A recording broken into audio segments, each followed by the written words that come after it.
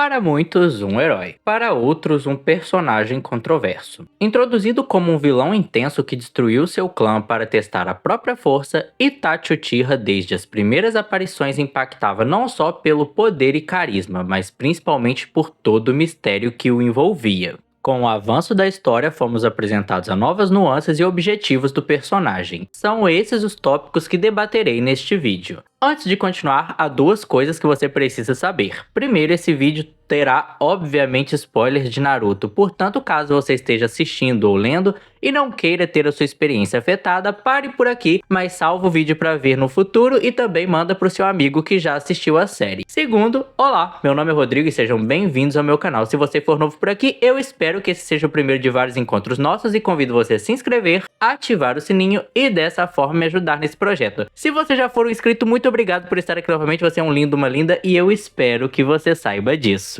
Sendo bem direto, meu problema com Itachi é a forma como todo o seu arco está envolto numa sequência de incoerências narrativas e como as suas ações não foram bem pensadas apesar do personagem ser muito inteligente. Para quem não se lembra, na sua introdução, partimos do ponto que ele é conhecido como um garoto que aniquilou o seu clã, com exceção do Sasuke, o seu irmão, e isso apenas para estabelecer, testar o seu potencial. Essas credenciais o apontavam como um vilão intenso, frio, e iam de encontro ao objetivo do Sasuke, que no caso era vingança. O ponto é que, conforme somos reapresentados a esse evento em Naruto Shippuden, mais informações novas surgiram e quando nos damos conta, percebemos que era uma questão política de Konoha que foi o estopim para a coisa toda. Basicamente, o clã Uchiha estava insatisfeito com suas condições e pouca voz na folha e uma guerra civil poderia explodir a qualquer momento. O problema é que a insatisfação dos Uchihas era compreensível, pois as políticas do segundo Hokage e sua desconfiança em relação ao clã os colocaram em cargos, funções específicas, mas muito mais do porquê olha que legal você vai ser policial do que propriamente uma resolução diplomática para antigas rivalidades. Boa parte dos Uchihas formavam a força policial da Vila da Folha e eles eram o clã mais forte.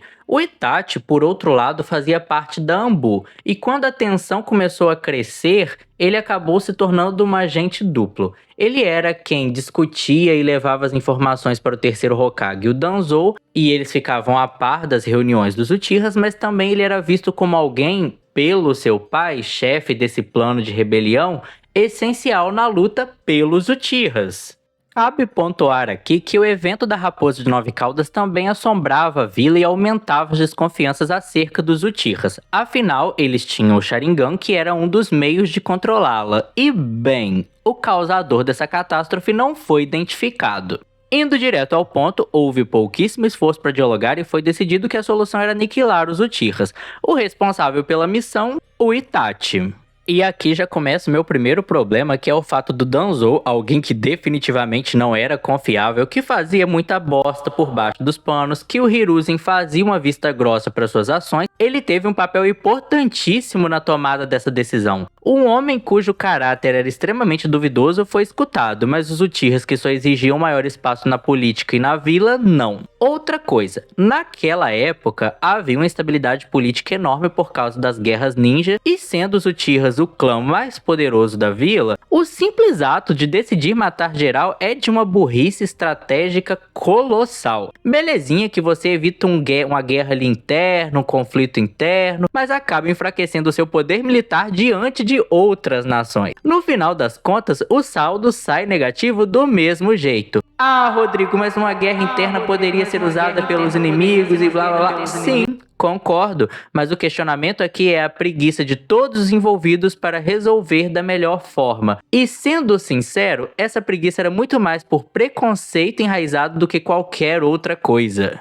Onde entra o Itachi nisso? Porque, por enquanto, apenas os líderes políticos são culpados de tudo. Mas que é engraçado o Itachi ter recebido, do nada, ajuda de um estranho para cometer o genocídio? Isso é. Principalmente quando esse estranho era alguém que o Itachi já observava invadir a vila. Na realidade, ele era o único que tinha notado isso. E bem, 2 mais 2... igual a 4. Um usuário de Sharingan que consegue entrar na folha não é uma dedução impossível de fazer e concluir que este sujeito era o responsável pelo ataque da raposa. Não o suficiente, ele ainda entra na organização desse cara e essa organização tinha a função de pegar outras bijus. Ah, mas ele era um agente duplo.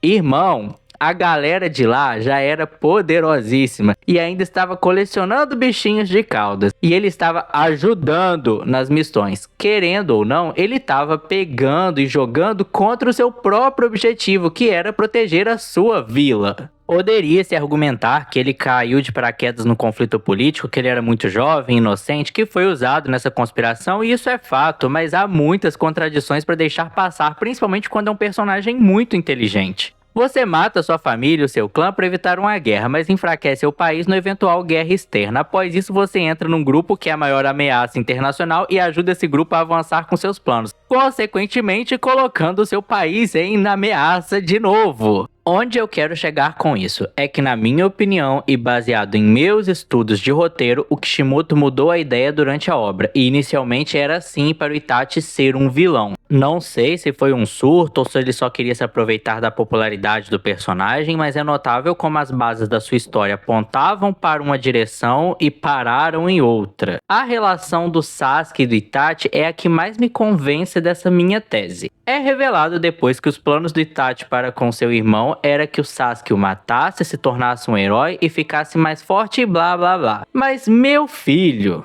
meu amigo, você precisava torturar tanto psicologicamente o garoto, obrigando a rever toda a família morrendo por milhares de vezes?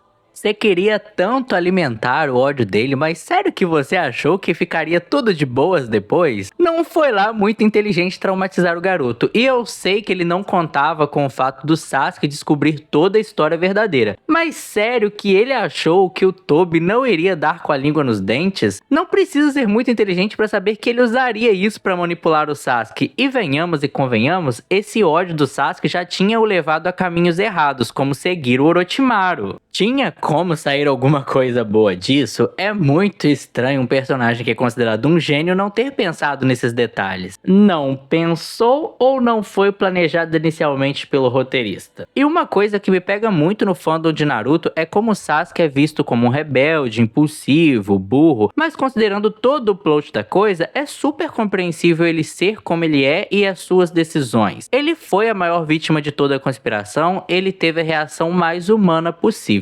Já o Itachi, que errou pra caramba com ele, é visto como um herói, é um ídolo, e é irônico como o próprio roteiro na guerra tenta reforçar isso colocando um papel de destaque pra ele ao quebrar o jutsu das reencarnações impuras, mas ali o Kishimoto já estava doidão, tirando o poder sabe-se lá de onde, não estava muito afim de elaborar nada. E aqui eu gostaria de propor uma reflexão. O Sasuke foi punido por se rebelar, ficou preso, teve toda a sua peregrinação e atualmente tem o posto de Hokage das Sombras, contudo, por causa disso, ele tem pouco contato com a Sakura e sua filha, o que de certa forma também é uma punição. Não sei se estou enganado, mas em Boruto tem até um certo receio por parte dele de voltar para a vila por conta de tudo que ele fez. Resumidamente, ele trabalha nos bastidores protegendo a vila e se redimindo. Mas é muito estranho ele ter que se sacrificar a sua vida dessa forma por um estado que matou toda a sua família, usou seu irmão e foi culpado por todos os problemas psicológicos que ele teve. Ele se submeteu à Vila da Folha, que basicamente destruiu a sua vida. Eu acho que a mensagem que isso passa é muito problemática e muito pouco comentada, e considerando que recentemente tivemos Attack on Titan criticado por seus arcos políticos, a romantização, essa resolução porca, essa oligarquia sem consequências para os causadores e que boa parte do público acaba criticando a vítima, que no caso é o Sasuke, eu vejo de forma bem pior. E se torna intragável saber que aqueles conselheiros seguem vivos, aqueles velhos, e estão lá de boas, e eu lamento muito o fato da Tsunade não ter descido o cacete neles quando teve a oportunidade. Para fechar, eu só queria dizer que eu gosto do Itachi como personagem, que eu realmente acho que ele é um grande personagem dessa obra, ele envolve muitas coisas interessantes, inclusive essa é uma discussão muito interessante, mas é realmente complicado engolir a narrativa dele ser herói quando tudo parece tão carente de coerência e de planejamento. E Naruto Shippuden eu também gosto, mas eu sinto que é um potencial desperdiçado em construção de mundo e de elenco. Também não consigo ignorar a preguiça do Kishimoto no final, mas isso é assunto, é papo para outro vídeo. Antes de terminar, esse vídeo é dedicado ao Eduardo, um grande amigo, e a Sophie, que é a maior Itachi Girl que eu conheço. Um abraço para Eduardo e para Sophie, vocês são lindos e maravilhosos. E se você gostou desse vídeo e quer que eu fale mais de Naruto no futuro, deixe nos comentários o seu feedback, opiniões, fique livre para falar o que você achou. Dê o like para fortalecer o canal e compartilhe com seus amigos. Espero vocês nos próximos lançamentos. Até mais!